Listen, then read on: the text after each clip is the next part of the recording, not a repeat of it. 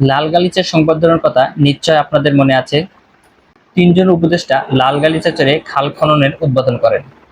ওই সময় এই বিষয়টা জনগণ নেগেটিভ ভাবে নেয় এবং তাদেরকে সমালোচনা তুঙ্গে রাখে। আজ আবারও সেই লাল গালিচা নিয়ে সমালোচনা, তবে তা নেগেটিভ না। জনগণের বাহবা পাচ্ছেন বর্তমান স্বরাষ্ট্র উপদেষ্টা। আজ তিনি সিলেট বিমানবন্দর থানা পরিদর্শনে যান। সেখানে গিয়ে তিনি দেখতে পান তাকে লাল গালিচা সংবর্ধনা দেওয়ার জন্য ব্যবস্থা করে রাখা হয়েছে। এতে তিনি ক্ষেপে যান এবং সিলেট মেট্রোপলিটন পুলিশ কমিশনারের উপর ক্ষোভ ঝাড়েন। তিনি বলেন, থানায় এই ব্যবস্থা কেন? আমি না করছি না, যেটা সেটা কেন রাখছো? এখন ওটাও কাম না করে শুধু আকাম করো। দেশের জনগণ তার এই কর্মকাণ্ড ভালোভাবে নিচ্ছে।